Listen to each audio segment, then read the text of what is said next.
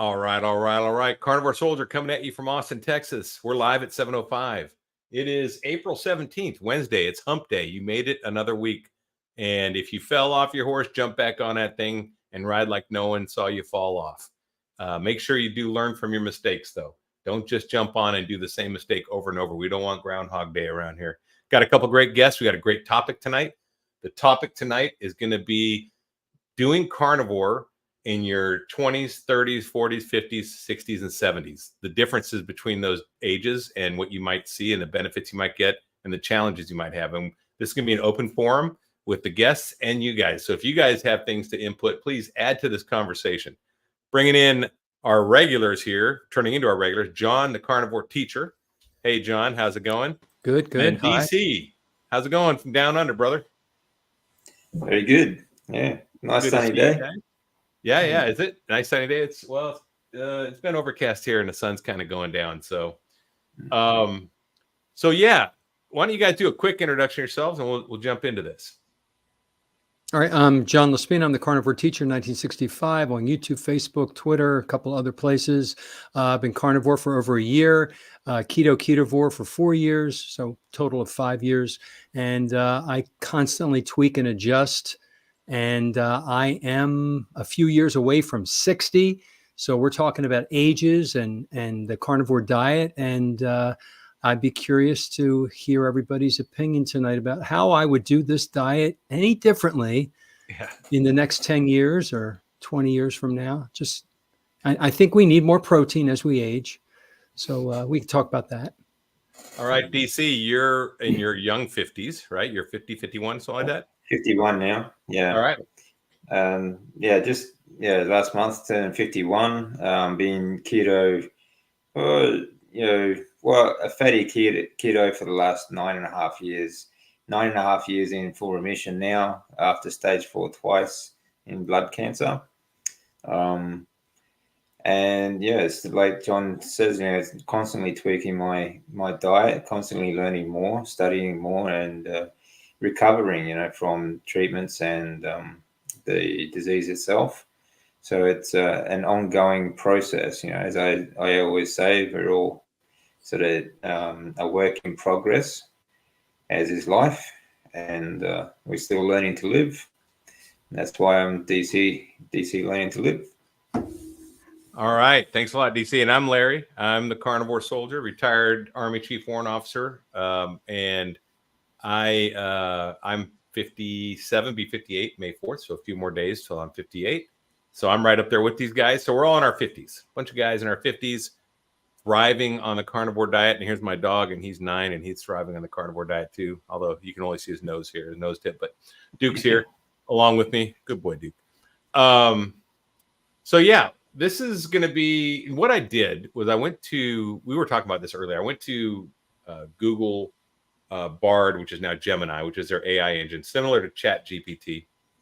And I put in, list the benefits of a carnivore diet by age group and asked what AI thinks the benefits are. And of course, AI started to come back with all kinds of negatives thrown there too. So I had to say, leave the negatives out and just give me the positives. I know the negatives. And so it did that. So I'm going to go ahead and share some of this. And if you guys are in your 30s or 40s or 20s and you see some of the benefits by age group that you don't agree with or you think are missing, please chime in. And you can just put QQQ in and talk about what you're doing. So I'm going to go ahead and bring this on now. Here we go. Carnivore diet potential benefits by age group. All right. So we have increased benefits for all age groups. We have increased satiety. Carnivore diet is high in protein, which keeps you feeling fuller for longer, potentially reducing calorie intake and aiding in weight management. I don't think it's higher in protein than a standard diet. I think it's the fat that's satiating, in my opinion. Yeah, they're completely wrong about that. Yeah, because you can eat a high protein standard American diet, totally easy to do, right? And it's not satiating at all. It's really it's the fat that satiates you, not the protein. Yeah, I agree. So I think this is a good point, but I think it's just not quite super accurate. Improved energy levels.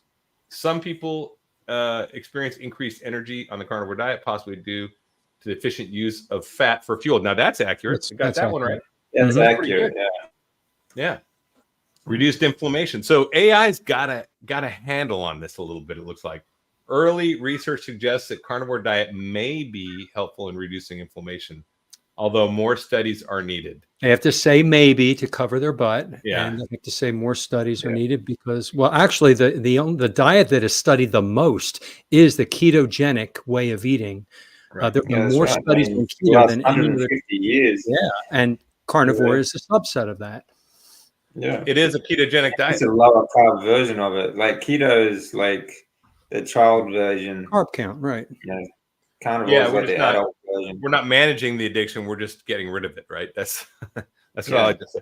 So yeah, I think overall I give that like a B- though. That's pretty good. That's not too far off, right?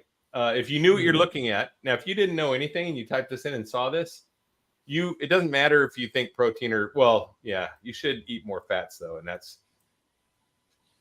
that, but still you would experience. The problem is that first part is setting people up to fail if they're going for high protein diet. Yeah.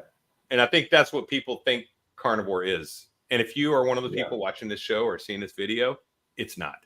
Right. It's a high fat diet, normal protein. I mean, the protein should be about the same as a moderate, right? Yeah, as a keto or a even standard diet, as long as you should be anyway. So now it goes into age specific, right? And it says 20s to 30s, athletic performance. Some athletes in their 20s and 30s report improved performance on carnivore diet, but more research is needed. They have to say that. Yeah. I would say anecdotally, even in your 50s, because oh, heck yeah, I'm getting great performance. What about you guys? Absolutely. Yeah. I can do things now I couldn't do before, and I'm like we said last week, we're aging in reverse. Yeah, I am doing things now that I couldn't do 6, 7, 8, 9 years ago, but I was able to do in my 20s physically. Yeah, my back injuries healed up completely. I did deadlift today and did heavy deadlifts and felt fantastic. Amazing. It just felt like, I don't know. It's so amazing that you are aging backwards because your body's just able to perform like it used to. DC, you're doing training still, right? Or no? You have any clients? Yeah. Are you doing any carnivore clients? I'm curious. I mean training other people. No, I'm not training other people at the moment. Okay. I'm just, I just train myself. I do give advice to people just who request it. And I do train. I still have friends or people in Japan that I still consult, but that's about it. Okay. So lean body composition, the high protein content can support muscle growth and repair, potentially aiding fitness goals. They need to understand that they have a misinformation about the concept of protein on this way of eating, right? It's not necessarily high. It should be moderate. Right. If you get way too high and you have too much protein that you're supposed to have, it's going to convert to glucose. Yep. And so gluconeogenesis, right? Yeah, they're not mentioning the fat. You notice they're just mentioning protein repeatedly. Well, they did say it up here though, fat for fuel, right? Well, yeah. They did actually bring it up, but they dropped it. Well, AI is not consistent either. So I mean, this is just True. It's just finding these snippets on Google and putting them together in a paper for you. I think is what it's doing. Yeah. Interesting though. So I would say yes, true. It does have good amount of protein that supports muscle growth and repair, but also the fat is more important, I think. What about you, DC? I'm sure you got something to say about that. Yeah, again, they're just they have no idea what they're what AI is talking about. Yeah, I mean, what it's doing is again setting people up to fail because they are. If someone read this and thought, okay, this is how I'm going to do it, they're immediately going to go straight for protein every time, right? And they'll still stick to that low fat sort of diet. Because that's the narrative, the narrative is, fat causes heart disease and all sorts of other garbage. So what they're doing is setting themselves up for rabbit starvation. Yeah, which is not good. It's too much protein. Hey, Aid Larson says, greetings from the Ponderosa. Is that literal? Because I think the Ponderosa was up by Lake Tahoe, right? I grew up watching that show. On the So road. Yeah, it's still on the reruns. yeah, a fantastic show. One thing we talk about how things changed, right? I just, this is an observation, nothing to do with carnivore, but well, actually it does, because society's changed and media's changed. Back then, when we were growing up, the Ponderosa showed the richest, wealthiest family, and they were always trying to help people. They were not evil. They didn't get it by backstabbing someone and stepping over the bodies and cheating people. They were honorable people who tried to really see good in others and try to help them in their problem. You don't see that. A lot of people are like that, Yeah, but TV now, anytime then you have, contrast that to the 80s when we had Dallas, right? Which shows that people are just like horrible. Horrible people have money, horrible people. Yeah, Bonanza was the good show, right, Abe? There you go. That was the show I grew up watching. And that the Cartwright family they were the pinnacle. They were the people that you wanted to be like. Interesting. Yeah. They always want to separate us, even rich against poor and everything. That's what else. it is. People with money are evil and whatnot. Some people are. The AI we're using for this is Google Gemini, which used to be Google Bard. And AI, we were talking about this earlier. It's not at all perfect. It is a good tool to use for like coding or getting ideas or doing a framework to start. Like I've had it help me write procedures, get me a framework, and then I fill it out with all the steps I wanted and the details I wanted. AI's, like I was saying earlier, it'd probably be good for writing like a will or something. You could, I think maybe certain jobs, and I have it writing blog entries for my website. So, I mean, certain jobs it's good at, but it's not going to give you good health information. I don't think. If you look at this is not, I would not just say, AI, tell me what to do with the carnivore diet, because it's not going to tell you the right thing. Obviously, we're seeing that here. Yeah, I don't think you should use AI for anything other than like an instructional sort of like diagram sort of thing setup. It's kind of, you might get some ideas from it, like what I'm saying is like he uses it for titles and things like that. Right. But apart from, if you I don't think you should do any sort of research on it, because it's not going to give you an unbiased opinion, like a view of history for a start. And it can't write the way people can. It's certainly not going to write true stories or factual sort of stories either. So, right.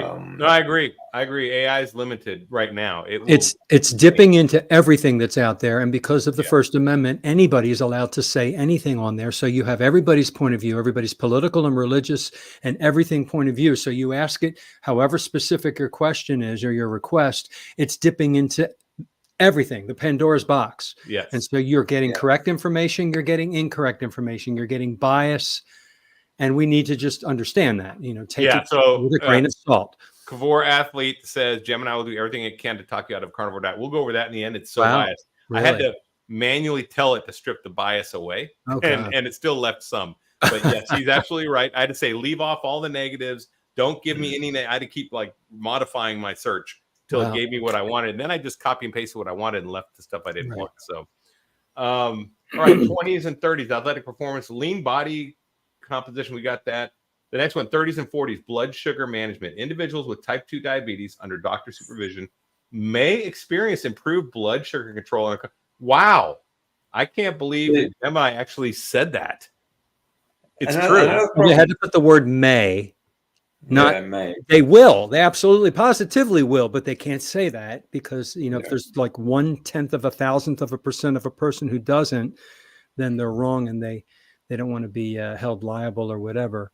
Well, and also just going back to that protein, another problem with the fact that it's saying it's telling you that it's a high protein diet is that people will look for different sources of proteins, and they'll, instead of cooking a steak, for example, they will take really crappy sort of protein sources like protein shakes and protein powders bars and stuff like that. Protein bars, all that garbage.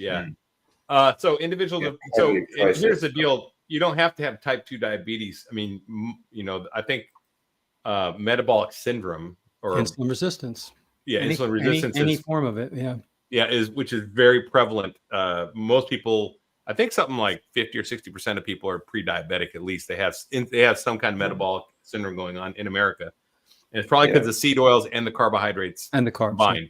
Yeah. You know, I think I read that seed oils, when they use to fry foods, they like instantaneously make insulin resistance in your body when you eat fried foods that are fried with seed oils. Well, most fried foods are breaded. Yeah, too. yeah. And it's just, that stuff is like, it's like the so worst toxic. poison. It's toxic. It It's is. just straight up toxic.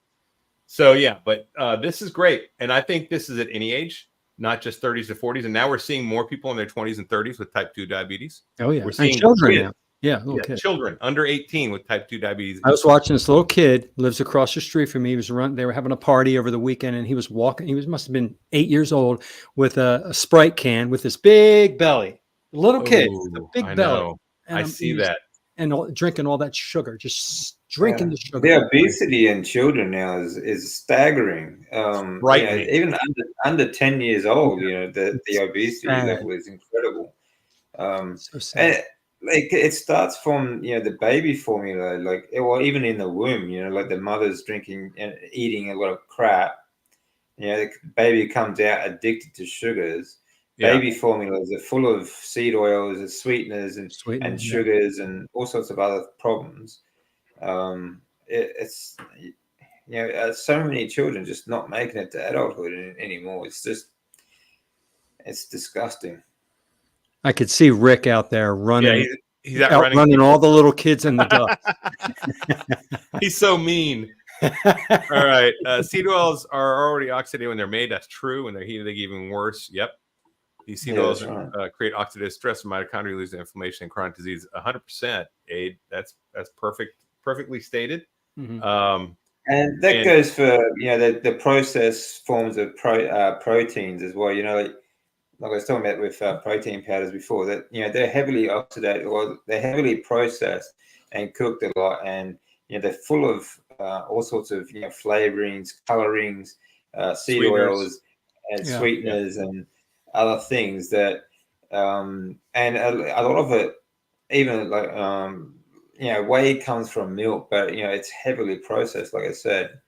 And there are many other different types of protein powders that are also plant-based. And the things that, this is the thing that kicks me about supplements, even vitamin supplements and things like that. These are all manufactured vitamins that they add to these things. They add them to all your stuff like cereals and stuff like that. When they say, it's high in B12 or high in niacin and all this sort of stuff, they have ridiculous dosages of each. It's all manufactured and heavily processed, so you get absolutely nothing from these things at all. You just can't absorb it. I'm in the middle of reading Sally Norton's oxalate book, and I got to the part where some of the oxalates come in our own body that we make come from extra vitamin C, just a little bit. And if you have weight, it's the collagen. If you're taking collagen supplements, which they put a lot of that in the protein powder, that converts into oxalate, and all this processed stuff. Yes. If it wasn't out there naturally, why are we consuming it from a factory? That's Toxic superfoods. Sally K. Norton. Is that what you're reading? That's the one. Yeah. Yeah. Aid's on the ball. He knows that one. So stable energy levels. Some people experience sustained energy levels throughout the day on a carnivore diet.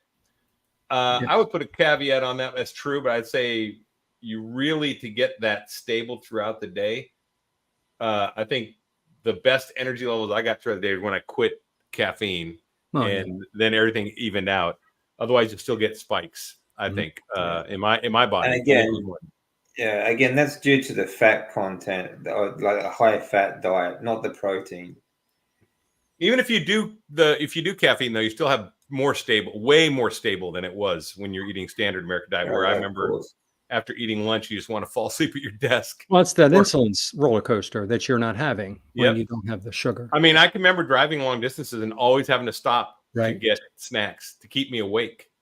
So otherwise, I'd be falling asleep driving. So I'm like, all right, I got to pull over and get something to eat, right? And I would pull over and get a bar or a drink or something to snack while I'm driving. to keep me awake. So it's terrible energy levels. I can't imagine truck drivers. I'm sure, any truckers out there, if they're a carnivore, it's probably way easier to be a truck driver as a carnivore, I imagine. I think they caffeinate a lot is what they do. Yeah. Okay, so that was that. Let's see. Where are we? Then we got weight management potential.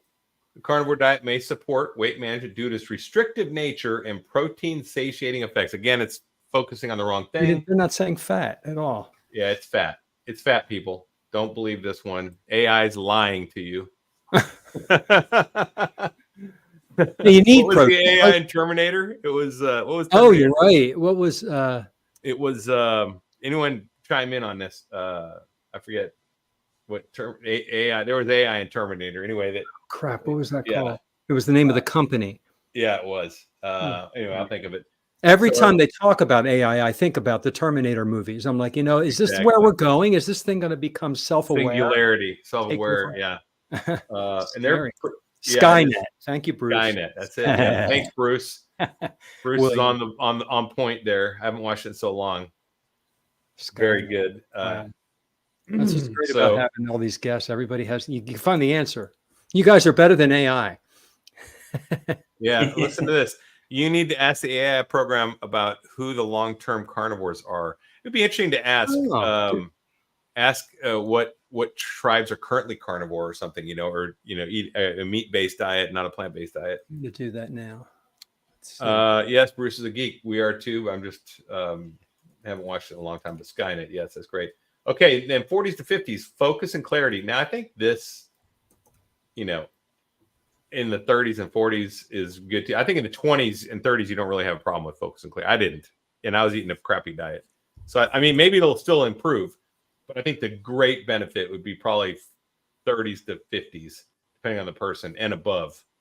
I think you can just add these all up and keep rolling them in. So if you're in your 50s and 60s, you get all those plus, right? I think that's the way it works. I would say if you're in your 60s, you get all this, right? Yeah, I think that honestly, like these will all of these benefits will apply to all ages. That you're always going to improve. All of these benefits here will improve, but the difference between ages is the amount of benefit, the amount of change that you feel and see in a shorter period of time. That will change in a different age group. So I think if like in your 20s, you'll get all the same benefits, but it will happen faster and easier. Yes. And as you get older, it's just a little bit slower. But that I don't think it's not just due to age. I think it's also due to the fact that you've been poisoning yourself for a lot longer. Right. Yeah. Now, also, if I wish this went back further, if you're a carnivore baby and you're a carnivore toddler and a carnivore before 10 and 15 years old, what are the benefits to you when you're 40, 50, and 60? Because your whole entire life you weren't poisoning yourself. You're so much stronger. I think that's something we could ask AI as well. I don't think they have an answer for it. So the focus and clarity says some people of all ages, but especially those in their 40s and beyond, report improved mental clarity and focus on carnivore diet. I think the reason it says 40s and beyond, because most people that do carnivore in their 40s and beyond, because we become desperate enough to make a major change in our diet. And I think people in their 20s and 30s typically don't, unless you're Michaela Peterson or someone who has some really, really terrible stuff going on in your life, health-wise. I don't think most 20 and 30-year-olds are ready to. It's like you say, Larry, you have to find your why, and a lot of people don't have a why in their 20s. They're not a lot of people, but like DC says, there's fewer and fewer of them nowadays. But, when I was in my 20s and people back in my day, we were healthier. And then until we got hit on the head with some kind of physical or problem, and then we had a reason. Like, oh, I got a kidney stone, I got to do this, or I got cancer, I have to do this. Yeah, I think there's a lot more younger people starting because, like you said, these ailments, like these conditions and obesity, diseases, and all that stuff, it's all starting very younger now. So absolutely, you're going to see that a lot of people will hit that sort of point of change very early in life now too. Nia hit it when she was 31. That's when she started her dietary search. I don't think she went straight carnivore then, but she began changing what she was eating, right? She's 37 now. So, but yeah, so I agree. And I think because we're seeing more and more younger people, we need to be prepared to come alongside young people when they come to us with their health issues and say, man, what's going on? And we need to be able to reach out and, sympathetically and share knowledge and just say, hey, we're not doctors, but check this out. It might help. That's kind of what we need to be ready for, because I think we're going to get a wave of these Gen Z people and stuff who are just sick very young. Yeah. Especially like how much people eat out now, because we never ate out like No, we didn't eat out a lot years ago. No, now everybody eats out all the time, and the all the restaurants time. are horrible. All seed oil, all carbs and sugar. Yeah. You have to be very specific and demanding if you're going to go out and eat. And then the amount of money you spend to get this little piece of meat is ridiculous. Oh, truly ridiculous. Yeah. Okay, 50s and 60s, potential gut health benefits. Some proponents believe the carnivore diet may improve gut health. Although more research is, it's very ambiguous. I think an attorney, AI is an attorney. They know just the right. That's why I said they're good for writing legal documents. You can't hold any of this liable. I can tell you right now, gut benefits all these were huge for me. I think focus and clarity is one of the first things that happened to me, though. And I would add to that mental health, just the attitude change and the positivity and the motivation levels. That all came up really quick. So, and gut health, that didn't happen immediately for me, because typically, actually, I had the opposite. I had, of course, the runs for weeks. And then the gut health came once it cleaned out all the garbage that was in there. Yeah, but see that like, again, like you've had 50 plus years of the wrong food. So for some people, it's just going to take a while for that to sort of heal. But if you look at Rick's story, he did it in his teenage years. And he felt, he had the same mental clarity change, and it certainly helped him with his weight. He went from below average to above average student while in school. So, like I said, I think the same benefits happen for all age groups. Just in, it might happen sooner and faster and easier for the younger people because they haven't had so long on the poison diet. Yeah. And then 60s and 70s, it says simplified meal planning. Now, this is something I appreciate, and I'm sure any busy mom would appreciate this, or even single people for sure. The carnivore diet can streamline grocery shopping and meal prep, potentially making it easier to stick to a healthy plan. And that's 100%. True about all decades, though. It's not just 60s. Exactly. And 70s, but I guess for elderly people, God, we're saying elderly. He's not elderly. We're not there yet, John. We got a couple years. And it's not elderly because I know. But I would say that I would add this, and this does make more sense, would be cost savings. Because people in their 60s and 70s, many of them are on fixed incomes, right? And are looking at, especially if you're carnivore and you're going to live longer, now you're looking at a longer run on your retirement if you're going to, so you really need to be a better steward. Saving money on that, saving money on medicine, prescriptions, and doctor visits, and there's so much everything pretty much. Yeah. For me, I'm looking back. I know I'm saving at least 50%, probably more on my. If you consider I don't go out and eat anymore. Right. I don't stop at gas stations to buy protein bars and drinks when I'm driving. I just drink water. When I go to the movies, I don't drink a Coke with popcorn. All those things just add up. It adds up. Yeah, it all adds up. And then, of course, the groceries are such high quality foods that, yes, they cost more individually. But like tonight, I ate a pound of beef. It was, $4. And I grilled it up, put some butter in it, put some salt on it, and ate it. And it totally satiated me. It was fantastic. That's a $4 meal. I would go to Wendy's and spend $13, no problem. Back in the day.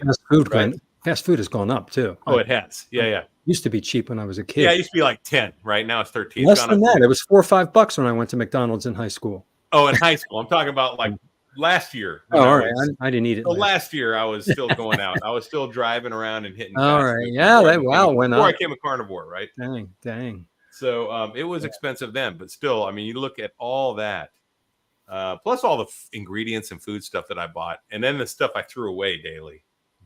I mean, it went bad. Yeah. Oh, it went bad. Yeah, doesn't happen no more. So yeah, I would say for 60s and 70s, this is huge, but actually it's huge for everyone, right? Because now the economy, the way it is, people need to save money. They do. Yeah, absolutely. And going to the grocery store, it's a mindset difference, because at first you think you're spending a lot of money, but you're not, because you don't eat as much. That's my experience anyway. About in Australia, same thing, DC? Yeah, very much so. Yeah. So you still can eat for less than you did when you were on standard diet, you think, or someone could? I think so. Okay. Yeah, if you don't go for the expensive. I mean, meat is kind of expensive here, and more so than America, but it's still like, I'm not taking any supplements. I don't take any medications. I don't eat out. I don't do any of that sort of stuff. So in total, you're still saving money, even though like the food that you buy is kind of more expensive per kilo per se, rather than going to like a restaurant or buying just carbs and whatnot. But overall, you're saving a lot more money. Yeah, I agree. Okay, and then it says additional considerations, and let me see if I can. There we go. Explore new culinary experience. This is from AI. It's kind of cool. The carnivore diet offers a unique way to explore different cuts of meat, cooking techniques, and flavor profiles. I totally agree with that. I think it's great. Yeah, that's really, I hear of picanha, I hear of, ribeyes, ground beef. I love Wagyu burgers and Wagyu stew. I make stew. I make pot roast out of it. There's so many ways to eat different meats, and lamb. I mean, yeah, I agree with that 100%. There's a lot of variety. Yeah, I gotta say, I just want to on this comment here, like whether McDiarrhea uses real beef or not is not a big issue for me, because the fact is, I mean, you don't know how these things are very much processed as well, so you're not going to get a lot of nutrients out of these things anyway. They're not very high in fat either, so right. But apart from that, even if they were perfectly healthy, would you still want to support a big food chain like McDonald's that is actively working against you, the people? Why would you spend your money there? I agree. Yeah, because they're making fries, and they're going to take that profit, and they're going to make McDonald's commercials to encourage children and parents to go eat McDonald's in high school. And they are just as guilty as paying for fake studies and things like as Coca-Cola and the rest of these companies. Now, if you're stuck out in the middle of nowhere and you're traveling for work and that's what you got to eat, then that's one thing, right? But if you have options, go hunting, don't do it, right? I mean, that's my opinion. Yeah, what about you, John? Prepare yourself. Well, I think you hear the stories of people that say, "Oh, I go through the drive-through and I order the a la carte and I just get the meat and I get 4 meat patties." Yeah, she does it. Ken Berry did a whole video on it, and like DC said, I don't have a desire to ever do that. I don't need to go through drive-through. I can go somewhere else and buy something else that's better. I don't want to support the company McDonald's. Just like DC said, why should I? I agree with that. I'd rather fast. All right. Oh, I haven't eaten. I'm hungry. I have to go to McDonald's. I'd rather just wait till tomorrow. Yeah, I agree with that. Yeah, but either use it, I would say that it's not as an opportunity to fast, or prepare yourself better and take a meal with you. Yeah, prepare better. Yeah. Now, if you're in another country traveling, like I'm going to England, I don't know what they're going to have to eat there. I'll try to find good foods. Oh, they'll have meat. But we may hit a fast food place, my son and I, when we're there, because we just don't know. I mean, it just depends on what the schedule is and everything. That's different though. That's not daily routine. I don't think it should be a routine. And But the other thing is too. Go ahead. Sorry, same thing.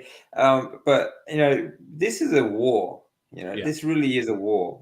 These corporations against the people. And the best way, the only way we can survive, or the only way we can win, is to vote with our dollar. Don't keep giving the people that are actively working against you money. Stop giving them your money. Send them broke. Send them out of business. Good point. So the other additional consideration, which I totally agree with too, is focus on high quality sources. This is not totally required, but it's, I mean, for sure, if you're eating grass-fed pasture meats from a local farm or something, it's going to be a little better. Yeah, it's going to be the optimum. I mean, plus you are supporting a local business, which I like. Small farms instead of these big industrial organizations or companies that are selling to McDonald's and other places.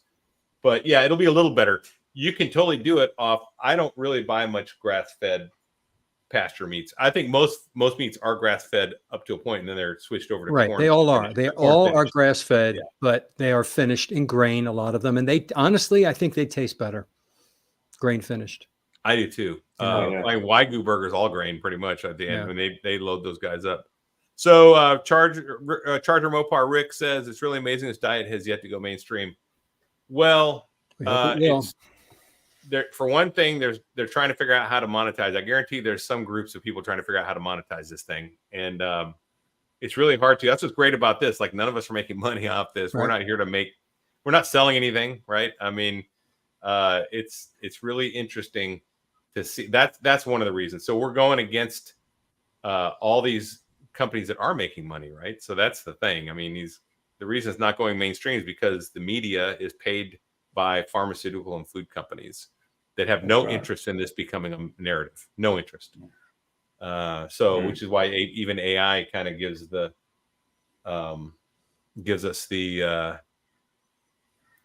caveats. In fact, guarantee you, if more and more people are doing what we're doing and making YouTube channels, and more people are getting healthy and becoming carnivore or ketovore, we may see some tactical canceling of YouTube channels and people getting knocked off of things because it threatens their money, their bottom line, their business. And I think they're doing it through the WHO because they can point to the WHO and say, "Oh, look, WHO says that," even though the WHO is funded by these guys too, right? Mm-hmm. They're all the but we can point to a third party and say, "Oh, look, this is a governing board for the world, and they're the experts, right?" And we all know, anyone that's taken science in middle school knows the non-doctors sort of experts. Yeah, but anyone knows that if you've taken any science in middle school, you learn the scientific method. And the scientific method, there's no step that says trust experts. That's not one of the steps, right? You come up with a theory, right? And you test it, or a hypothesis, and you test it. And then someone else has a hypothesis or a theory, you test it against theirs, and you find out what and that's what you do. And there's no like the last few years, people are waking up to the fact that the whole statement, trust the science, is anti-science as you get. It is totally anti-science. In fact, if we had trusted the science, we'd still think that Copernicus was wrong, right? And we think the Earth is the center of the universe. Oh, and all those theories, the Earth, the gravity, everything. And these guys were put to death for believing it. The church put them to death. They were the authority back then. That was the authority they trusted. And that was political, right? So, some people have done horrible things in the name of science, I guess, in the past. So here's some additional considerations that Gemini threw out. I didn't print them, but I just want to, it says, remember, a doctor's guidance is essential before starting this diet, especially for those with underlying health conditions. I do not disagree with that. They have to say that. Yeah. Yep. And then they said this: it's important to listen to your body and adjust the diet as needed. I think that's fantastic advice, and I can't believe AI actually came up with that. You do. My problem with the doctor thing, though, is you have to trust your doctor. You have to trust your doctor, what your doctor said. But what are the doctors going to tell them? They're going to say, "Don't do it." They're going to say fat is bad. Yeah. Well, and like I said, I did confer with my doctor and consulted, and I told my doctor what I was doing. I didn't ask permission. My doctor didn't necessarily agree. It doesn't matter. I consulted. Right. And I did what I wanted to do, and I listened to my body. So I think that's really important. So does anyone else have any of these things you want to add to our list that are missing? I would say the mental health thing wasn't brought up at all. And I know for me, the lack of Well, it depression, probably anxiety. won't. Go ahead. Yeah, it probably won't bring up those sorts of things. And I mean, again, like the whole, like it doesn't mention fat as you know, and it sort of targets protein. So it's a real problem. I mean, it really just sort of follows the narrative, you know. Yeah. That's what a lot of people get in. One of the first mistakes they make is they try to eat lean, thinking that even if my body does get fatted up, it's going to burn my fat if I don't eat fat. That's right? right. That's what they think, which is wrong. Well, they think that, and then a lot of people who start this think that fat is only for energy. Yeah. It's only to make ketones, and there's so much nutrition that we're getting from our omega-3 and Vitamins. omega-6, our fatty acids, Oh, yeah. our fat-soluble vitamins and minerals, and Yes. it's about knowledge. It's about learning the facts, and there's just too much misinformation out there. I think the number one key you can take away from AI is do your own research. Don't let AI do it for you. And I don't think you should let AI do it for anything. Well, so one of the problems too with doing your own research though is, and this is why you're gonna have to find a lot of different sources. You can't just trust Google because Google's trained by the same as this AI. So you're gonna get Google they're only going results to show you the results, like your search results that they want you to just see. like the news. If you want to learn what's really going on in the world, you don't watch one biased television channel. You have to get your news source from different outlets. And watch some German news, watch some South BBC Korean is news, kind of neutral. watch Yeah, some different English news. Just I mean, they all have parts of the truth and they're part of their lie, right? And that's just the way it is because they're paid to say what they say. So for sure. And so this is why I think you do need to familiarize yourself with the doctors if you haven't yet, because some of them will turn you on to books and turn you on to studies and things that are really important. And John's got a great channel where he talks about a lot of these things. And you do refer to a lot of books and studies, which is great. So these are the things you need to really do. That's part of the education because you can't just trust the media. I think I've heard, and I agree, when you watch the news, it's like one commercial after another of either food or drugs. God, the medicine commercials and the side effects. Side effects. Yeah, it's crazy. Didn't used to have those. It was oven cleaner years ago. It was coffee. It was window cleaner. Now you don't see any of those commercials anymore. Now it's Ozempic and this one and that one. All these. I have a joke in our house. I'm like, oh, there's a new one. I should work for the company that creates the names for these medicines. They're so creative, these names. Oh, I know. Exempa or whatever. They throw like, let's throw an A in there. They probably have AI doing it now. The Synthepic, all these, they just make it up. And we can just have, we have like AI can just do it for us. So those guys that made those, that was their job, making those names. They're out of business because AI just can do it. AI is probably doing it, right? And then they steal a song that we all know and love from our youth, and they hijack it and get permission. And they put different lyrics, and now you keep hearing it over and over and over again. They're actually brilliant. And they show super happy people dancing around. It's subliminal. Living the best life that you could not live without chemicals. Right? There's one on TV. I just laugh my ass off. It's for type 2 diabetes, and there's these fat women, and they're dancing around in the streets, literally dancing to music, and it's all about the drug. Yeah, it's so. I said my middle school kids could make a better commercial than that. I saw one with like a bunch of women wearing diapers. Exactly the same. They used exactly the same structure for the last few years. We're in this so-called scamdemic where hospital staff are out doing musical numbers. They were so busy they had time to do a musical number. I've seen that. Yeah, the same thing. Everybody's so depressed. We're trying to pep everybody up, but All right, so Aid Larson is an Australian, I believe, and he said, I don't support McDonald's either. Sometimes all I can get when visiting the city. I know meat patties are healthy. And then someone else piped in and said, I tend to go to the supermarket when necessary and buy deli slices of meat. Those aren't great either, but it's better than. It's better. It may be better. At least you're not supporting that business. So if bad than cereal. Some like deli slices you can get, like silver side or corned beef, that sort of stuff's not so bad. Or move to Texas and just eat barbecue whenever you want, because they don't barbecue stores. They're working in our interest. They're supporting local cattle That's a good ranchers. point too, Larry. There are barbecue restaurants that you can go to as well. There you go. Yeah, and They're you just got a to make bit sure expensive. watch the sauces Watch because the a seed lot of them, oils too. and the seed Just in oils. case. Yep. You Gotta know, ask. in Texas, it's smoked meat with salt and pepper a lot of times. So you can get it without the pepper if you want. Just get the middle. You know, cut the bark. They call it bark. Cut the bark off. Although I like the bark. I'm eating the bark. But anyway, so smoked meat, man, nothing better than that. Yeah. Let's see. I'm on a cattle station and we have endless beef and lamb. I make my own mince, 10% Nice. part. That sounds good. Wow. Yeah, that'd be great. Yeah, that sounds real good. A cattle station. So is that like a ranch in Australia? Yeah. I guess. Okay. Yeah. So We call lambs them is on it. stations. Lambs raising cattle and lamb. That's pretty awesome, man. Cool. So let's see. Keep pork rinds in the car. Pork rinds are not bad. I mean, I eat them every now and then. They're good. Well, like when I have guests over and we're playing games, I have pork rinds because that's a good snack we can all just snack on. And for game night with my brother comes over with my nephew and my son's here, we'll eat pork rinds because you know what? It's better than chips. Yep. Because it's got no seed oils, right? So Nia's Just way. make sure it's not fried in seed oil. There are some that if Right. they may. I've picked up many in some stores. They have different varieties of pork rinds, and you pick them up, and there's a paragraph of ingredients for some of the brands. Yeah, so it's ridiculous. Well, make sure you don't get any flavored pork rinds either. They need to be like naked pork rinds because they all have seed oils and stuff in them. Yeah, and MSG. MSG, yeah, everything to make them addictive.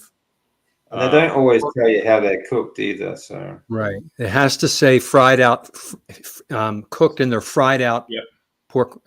How is it worded? Fried out in their own pork grease or whatever. Yeah. UN, we own the science. Yeah, that's we've heard that before, right? And it's interesting because, I mean, for me, this diet dovetailed into that whole pandemic issue that we ran into. And it really opened my eyes completely to, you know, the Matrix. I could say I definitely got red pilled, right? For sure.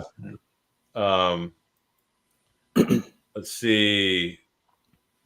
Propane grill is your friend. I love my propane grill. I use mine a lot. I have it out in the patio, and I have a little electric smoker and a propane grill, and I love to grill burgers on there.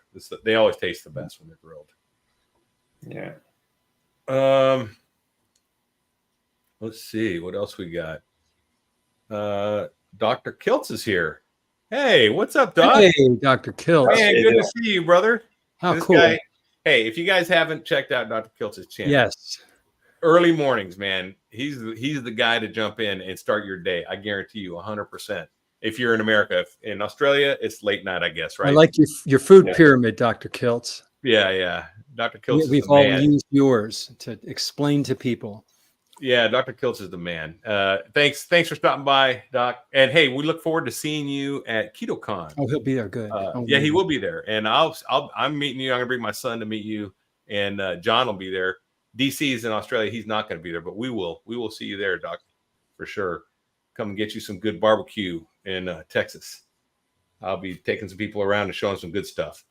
That's cool, man. My doctor actually recommended the Atkins diet, but it was an effort to lower my weight to address cholesterol concerns, loss of weight, and discovered I'm a lean mass hyperresponder. So yeah, the cholesterol is not going to do what you want or what the doctor wants. But you know what? We don't have to worry about that if you're a true LMHR, though, right? Because then you have the fact that he knows that he's what an LMHR is. No one should, whether you're a lean mass hyperresponder or not, no one should worry or be concerned about their cholesterol levels being high. If your cholesterol levels go low, then you should be concerned. Yeah, and it's not medical advice. We're not doctors. Dr. Kiltz is a doctor. We're not. But this is just a general understanding that, you know, low cholesterol is bad for you. You can go look up the studies in NIH has National Institute of Health has a bunch of studies on it. Low cholesterol is related to a lot of different bad things that can happen to you because our body runs on cholesterol. I mean, our cells do, our brain does. There's so much that runs on cholesterol. Hormones. Actually, I just posted a great video on. We spoke to. I was speaking to Dr. Sarah Pugh about cholesterol as well. If you go check that video out, it's very informative. She's absolutely brilliant when it comes to talking about how vital cholesterol is for every process of the body. Okay, it is absolutely essential. Lowering your cholesterol is the last thing you would want to do. Shouldn't be a goal, right? Yeah, for sure. Let's see. So Doc says fat adipose tissue is a storage site for minerals, vitamins, and the building blocks of the body, Right. and critical for survival. True. Yeah, that's 100% true. Yeah, being too lean for too long is not healthy. No. Yeah, these guys that get ripped and stay ripped, it's not good for them. No. I mean, if you want to get ripped before you go to the beach or something, that's great, but don't try to do it all year long. For one thing, you're wearing a shirt all year anyway. No one's going to see your abs. Yeah, especially like through winter, your body's supposed to actually put on a little bit because you're supposed to be going through a fasting period in your cooler months and things like that. So you usually store a bit before you go into winter. But it's part of the circadian rhythm, timing, and all that sort of stuff as well. You need those vitamins and nutrients that you may need for fasting periods. So Dave Saunier says my two very overweight friends are on Ozempic. That is a terrible idea. And many other meds. They're not just on Ozempic. Oh. They're watching all the ads and they're buying. They're asking their doctor, as told by the ads. Go ask your doctor. Yet they eat pretty much the same food they ate before they were on Ozempic. Yet it's me weighing in at 10th grade weight. Yeah, Dave's doing really well. Bruce says his doctor doesn't know what a lean mass hyperresponser is, so he freaked out. So this is a good chance for you to educate him. And if he's not willing to even look into something he should as an MD, maybe you need to shop around. Says he's working on it. Yeah, that's good. Keep working on him. Your doctor needs to know, because your doctor's treating other people that are probably lean mass hyperresponders, and he needs to know for sure before he starts, prescribing drugs that don't need to be prescribed, for sure. There's a good point there before. A lot of people they have health issues like obesity and other things, but they're quite happy to just keep taking drugs and keep eating the same way. It's crazy. Yeah, no one wants. I think that also comes down to the fact that the uneducated doctors that are prescribing these things, they're also telling them, well, there's nothing you can do about it. All you have to do is just keep taking these pills. Yeah. So that they tend to think that, well, if I can't do anything about it, why change? Well, and then because it's genetic, they're sold that, but also I think people want the low hanging fruit, and the easy thing seems to be, hey, take a pill, it works, and you don't have to do anything. You don't have to change anything. In reality, we do need to change things, right? So Dave Saunier says, I love Laspina's very brief carnivore videos. Just about every morning they pop up first loaded with information. That's fantastic. There's a little for you. Dave's a great guy. You'll meet Dave at KetoCon as well. He'll be there. Looking forward to meeting you, Dave. Yeah, he's a great guy. And he's a lean mass hyperresponder. So my personal experience, I can always point to Dave and say, oh, Dave's done that. Dave's done that, and he's a great one. And plus he really knows his stuff on cholesterol, blood cholesterol, serum cholesterol. He's done a lot of research, and he can definitely answer questions that I know the answers, but I mean, he's done the research, so I kind of trust him. Yeah. Let's see. Yeah, Dave's very switched on. Yeah, he's strong on that stuff, man. Let's see. I'm hearing Ozempic can paralyze the stomach. I'm hearing that it does paralyze the stomach, but it can be more it can lead to permanent paralyzation. But I think that's part of the thing is it does reduce your diet or your hunger by paralyzing your stomach. Gastroparesis is one of the side effects, and it's not everybody that experiences it, but if you're going on Ozempic or Mounjaro or those other ones, it's a possibility. It can kill you. People have died. There are people that have died from it. And we don't know the long-term effects of these what are they called? GLP-1 inhibitors, is that what they're called? Yeah. We don't know the long-term effects. So everybody who's on one of these medicines is a guinea pig. Yep. Yeah. And how's that work out? That I'm telling you what, that's ridiculous. That's and what we're doing is we're doing our own Ozempic. We are eating carnivore. We are getting the same effects by eating properly. If they're taking Ozempic and they're eating the standard American diet. And it's funny because they talk about in all the disclaimers on AI said, not enough studies have been done. But guess what? We have when I'm inspecting houses, I have a business inspecting houses as well as being a wireless architect. We have a saying in the industry that certain houses, like this house is built in the 1950s, we say this house has withstood the test of time, right? So yes, it got some cracks, but it's been here 80 years. So this thing's not moving anywhere, right? It has withstood the test of time. It is not burned down. It is not crumbled. So I think that you can look at the carnivore diet and look back at history anthropologically and say Millions.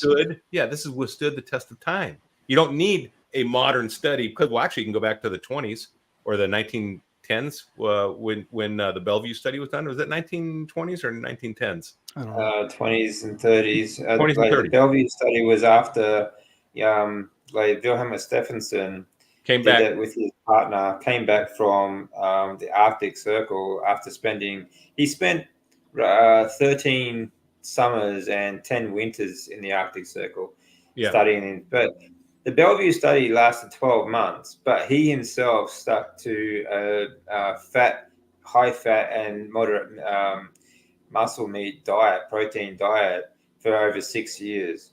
Yeah. And listen, that is hard science. That is hard science too. They controlled everything he could eat. They controlled his complete diet and his partner's complete diet when they were in there for a 12-month period and did blood tests and did all this. And I think there are 7 studies that were written based on 7 papers written on that study. So that's hard science. Why would we need to do another study? That's my question to you guys. And the thing is, what has changed like that? Yeah, there's nothing done like that on the vegan diet. No, but why would we need to? Yeah, that's right. The ketogenic style diet has been studied for over 200 years, well, around the 200-year period, off and on different periods, and have shown, like even the military have shown and proven the benefits in all meat diet. Like the siege of Alexandria with the French soldiers, they got rid of scurvy because going on an all horse meat diet. Yes. And from then on, horse meat became very popular to eat in France. It has to be a fresh meat diet. It can't be dried meat. But listen, people say, well, that's back in the 20s. They weren't scientific. They didn't have a scientific mind. Listen, that's when they invented nuclear power. These guys were not dumb. These scientists back then in the 20s, smarter than the average now. Yeah, they're the ones that discovered all these vitamins and nutrients in food. That wasn't known until then, right? That there's all these different nutrients. They're the ones that these guys were much smarter. And actually, I looked at my grandfather's yearbook, and I couldn't believe what everyone wrote their prose in there. Like they wrote really impressive prose right out of high school. These people wrote at a level that was exceeding college graduates now. I guarantee you. And I read that. I was like, holy cow, look how these people write, how detailed how their cursive is beautiful. Their prose is beautiful. Yeah, look at today. Yeah, look at today. How the internet and now AI and Twitter aren't required to write. No, I'm a retired middle school teacher. I've seen it progressively degrade, and it's sad. Yeah. I ran a Bible study for high school. And this is probably 10 years ago, maybe longer, even maybe 12 years ago. Mm-hmm. And in the Bible study, I made the mistake of having people read around the circle out loud. And I felt bad immediately because. How old were they? Adults? High school kids. Yeah. High school kids having problems just reading. And it wasn't, we weren't reading the Bible, we were reading a book. So it was regular English. That's sad. I felt they didn't know how to pronounce certain words. I was like, oh my gosh, I didn't mean to do that.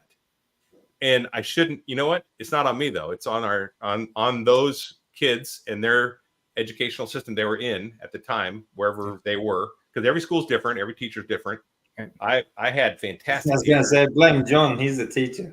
No, I won't blame John because it wasn't Florida, it was California. And it depends on what city you're in, and there's a whole host of things. Blame technology and the cell phone and everything is too easy for these kids. We had to work our butts off when we were younger. Right. At least I did, and now we had to actually learn how to think. Yeah, they don't even know how to look up something alphabetically anymore. There's no reason to do it, so they don't even know their alphabet. They're counting on their fingers, A, B, C, D, to find the letter to look it up in a book. because we don't use phone books. We don't use encyclopedias. There's no reason to use the alphabet anymore. Yeah. It's no wonder they can't read. Aid's got a good point there. Like, uni graduates today, and you have the most ridiculous courses now too that come out that with gender studies. I mean, how much study do you need to put into gender studies? There's 2 of them. That's it. All right, like you come in Monday morning, say, okay, there's man, there's woman. That's it. Job done. Maybe that's why they think we need more studies, because they don't understand what a study is. Maybe that's what it is. The definition of study has changed. Listen to us 3 guys in their 50s talking about the damn young kids today. But it's sad, and it's not actually it's not so much the kids, it's the academic institutions that are the problem. That too. Well, like my son, he's a straight A student, always honors and everything, really good. And when he was doing Algebra 1 this year, and he's doing the advanced course, the AP courses, and he was having problems with the concepts. So I called his teacher. I was like, hey, I'd like to meet up with you real quick. And this is like 2 months into or a month and a half into, 6 weeks into the beginning of the year.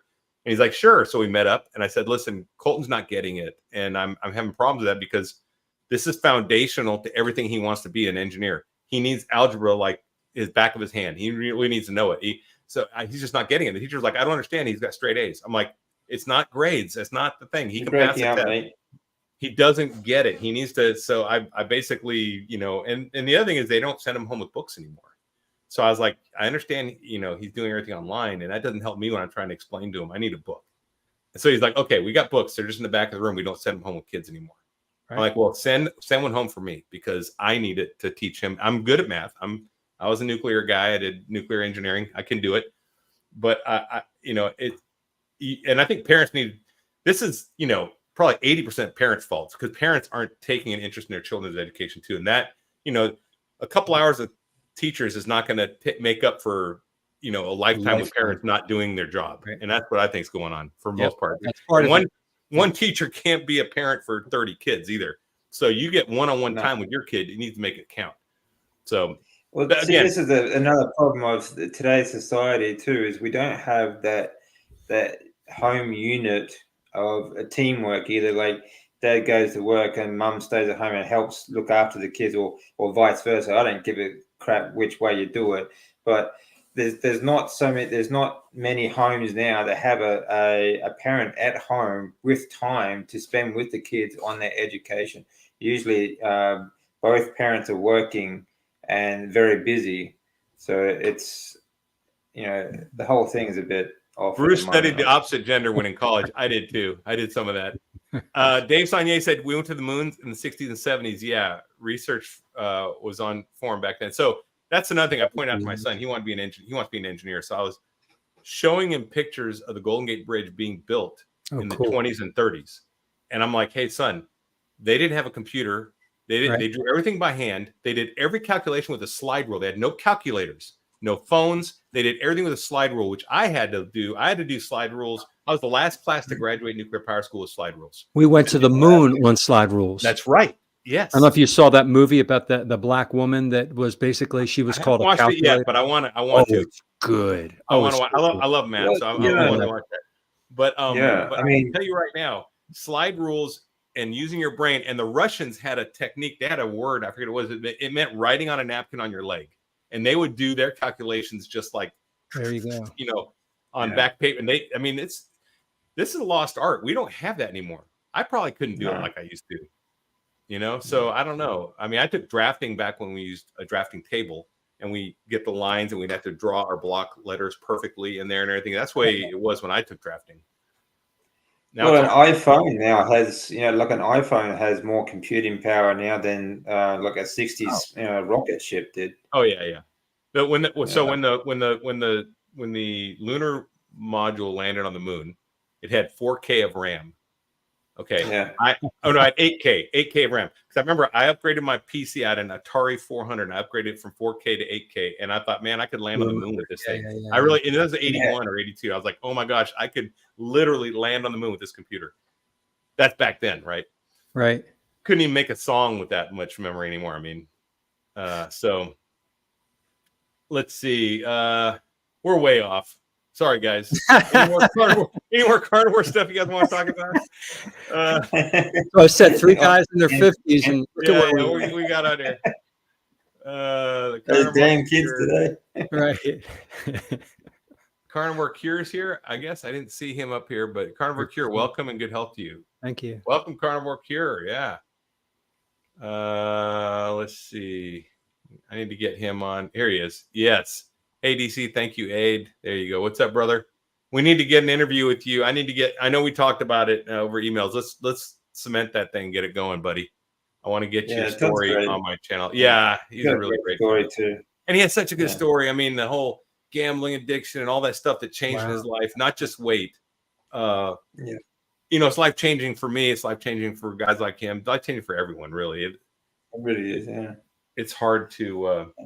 Todd, he's a good speaker too. He likes to talk. So he's always got a good story to tell. You know what? That's my grandpa. He's a good storyteller. My grandpa used to say he's a good storyteller. He can tell a story. Hey, being a good storyteller, man, that's huge. That's a huge skill. Any marketing guy, any sales guy is gonna be a good story person. Any CEO is gonna be a good storyteller. That's what they do, right? Any politician, good storyteller, typically. That's what they do. So, I mean, they got the gift of the gab. We'll say, yeah. I wouldn't say they're. Doesn't mean they're using it for good. It means they're good at doing it, right? Yeah, exactly. Because you can look at even our carnivore doctors; those guys are good storytellers, man. They are the ones where Anthony Chafee tells. Yeah. Sean Baker. Sean these Baker. guys are just Dr. Kiltz. They're great storytellers. They tell a story, man, a narrative. Well, guys, it's been an hour. I think we should wrap it up. Let's talk about what's going on. That was a quick hour. Let's talk about what's going on our channels. Why don't you start off, DC? Anything new going on? Oh, Friday. Yeah, right? I've got some. Yeah, I've got a few things coming on. Actually, I just had a great interview with Dr. Sarah Pugh. I think people should really check that out. She is an absolute wealth of knowledge. Absolutely brilliant lady. So and really nice to talk to, actually. But when it comes to mechanisms of the body, I think she's second to none. She's absolutely genius. She talks about light and climate and with weight, different areas where people live, and it's going to affect the way they eat and things like that. She's like a high-fat ketovore sort of diet herself. She's into so many things. She's a quantum biologist, a biochemist. Right. She's into ketogenic nutrition and Pilates and all sorts of things. She's amazing. And next week I have an interview with Dr. Robert Lufkin. Oh yeah, you do. I saw that. Yeah. So I'm looking forward to that. And of course, always I'll have people telling their stories as well. And I've got a lot to catch up on myself. Actually, some of the some other videos that I need to get done myself. So there's a lot, quite a bit going on. Actually, I'm just having trouble sort of catching up with everything, but we'll get there. What about you, John? I'm looking forward to meeting you and other people at Hack Your Health Keto Coming fast. The end of next month. I'm in the middle of reading Sally K. Norton's book, Toxic Superfoods, it's a really thick book, but man, you can't put it down. She has lots of charts and graphs, and I don't eat the fruits and vegetables, but I did most of my life. I'm learning so much about how these oxalates move in the body and store and how toxic they are. And it's just, I've learned so much. I didn't know so many things. So, and I'm making videos. I'm trying to put one out a day still. Now I'm up to just doing the new ones because the older ones are starting to, I can't use them. The ones that got deleted because they're just too old. Yeah. And so you're redoing them? Are you redoing them? I haven't redone them. I'm just watching them, thinking I'm gonna post this, and then I get to a point I'm like, I don't want to use this. I don't talk that way anymore. I was more of a ketovore and keto back then, so I'm saying things that I don't believe in anymore because I evolved a little bit. I'm very much all carnivore now, and I don't want to put some of those messages out. So I'm still going through some of them. A lot of the ones that are coming out for probably the next week or two are the older ones, Right. except Monday and Friday, and then I'm putting out new ones after that. So it looks like Carnivore Cure is going to be at Hack Your Health, right? Good. We'll be there, man. That'll be That'd fun. be We'll cool. meet up for sure. I got a lot of people to meet there. I mean, a lot, but it's going to be worth it. And I'm sure I'll get FaceTime with everybody that I want to there. I will be on Nia's Way tomorrow. We're talking about stalling, weight loss, and healing, because stalling can be a lot of different things, and how you get past it. And just for your information, I have started Lion Diet again today, because last time I did Lion Diet, I was in a stall of weight loss, but I wasn't doing any exercise other than walking, really. And this time I'm hitting the gym regular, and I want to see what kind of performance gains I get doing Lion, which I think I'm anticipating some good results. Leaning out more, getting my strength is still going up. My strength's still great, but it's going up. And so I'll be on Nia's Way tomorrow for the. Are you doing 1 or 2 meals a day, Larry? I'm just eating when I'm hungry. So it's it's 2 to 3 actually, because I am lifting pretty heavy. So all right. It's 2 to 3. Right now I had like burger patties, and then I had ground beef. So All right. Just curious. Yeah. Yeah. So right now it's 2, but I think it'll be 2 to 3, because some days I'll be more hungry than others, especially if I lifted that day and did heavy stuff. Your body wants more. Yeah. Yep. So stalling on Carnivore is the mastermind tomorrow on Nia's Way. If you haven't checked it out, please swing by and check out Nia's channel. It's fantastic. I'll be on there. And don't just check it out because me, but a lot of people will be on there. And then Friday, I may be on DC's. I'm going to try to make your live stream, DC. Oh, that'd be good. It's evening my time, but I have my son, so I don't know if I have. I'll have to find out tomorrow what my schedule Friday is. I got to find out what we're doing with him. Yeah. But if I'm around, I will be on for sure. Who else is going to be on Friday, DC?